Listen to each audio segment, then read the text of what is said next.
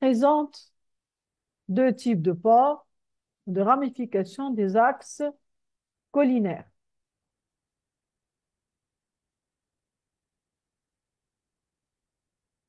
Donnez le type de pore de A et de B, en précisant à chaque fois le type de développement des rameaux.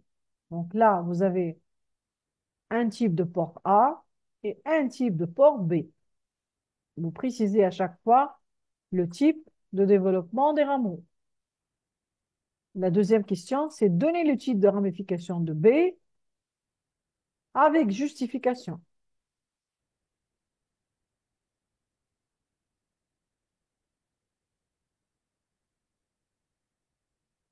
Voilà, il y a des types.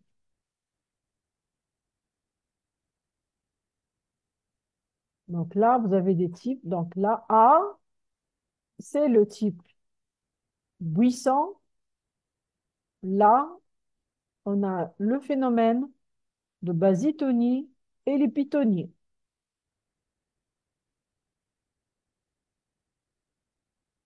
On a un autre pore, le C, c'est le pore arborescent, acrotonie et hypotonie. Pour le B,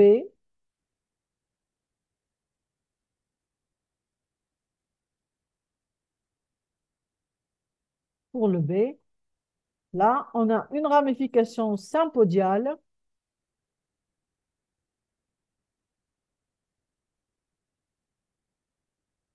monocasiale ou unipare, c'est-à-dire le bourgeon terminal s'arrête de se développer, c'est-à-dire fleurit là, ou meurt, et un seul bourgeon axillaire prend la relève. Vous pouvez voir ici. Voilà, il est là. Vous pouvez voir ici, ce bourgeon, là. Un bourgeon est mort, fleuri ou il est mort, et un seul bourgeon prend la relève. Ici, comme vous voyez, là, va prendre la relève pour donner la plante. Dans ce cas-là, on l'appelle la ramification sympodiale, monocasiale ou unipare. Donc, un seul bourgeon axillaire situé immédiatement sous l'ancien bourgeon terminal, il est là. Il va prendre la relève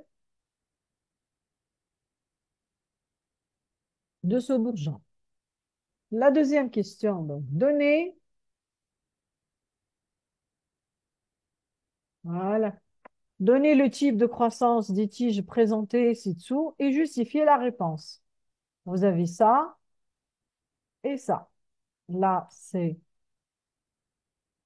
la ramification aux croissances de quel type? Donc là, vous voyez ici, c'est la pousse de 2019, par exemple, et 2020, là.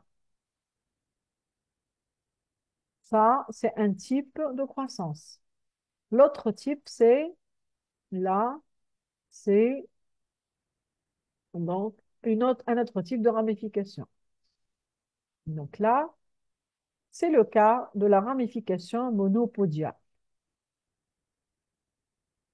Justification, le bourgeon terminal, celui-là, donc de la tige principale, là, de la tige principale de 2019,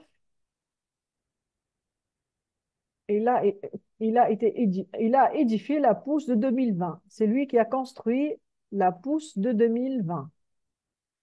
Ici, la ramification ici, elle est sympodiale monocasiale. Donc, la justification, le bourgeon terminal de la tige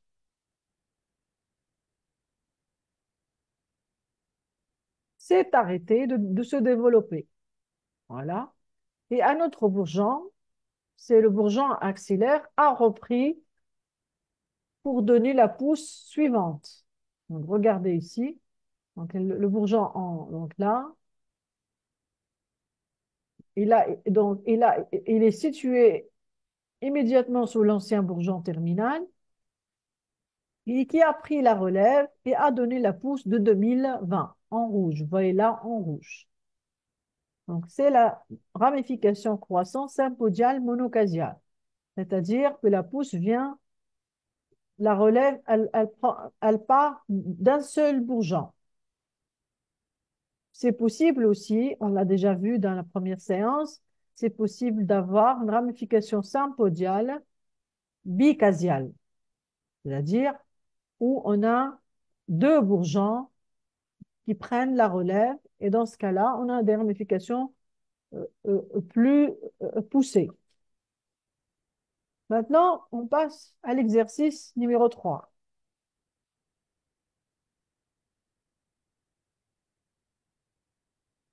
Répondre par vrai ou par faux et corriger les propositions fausses.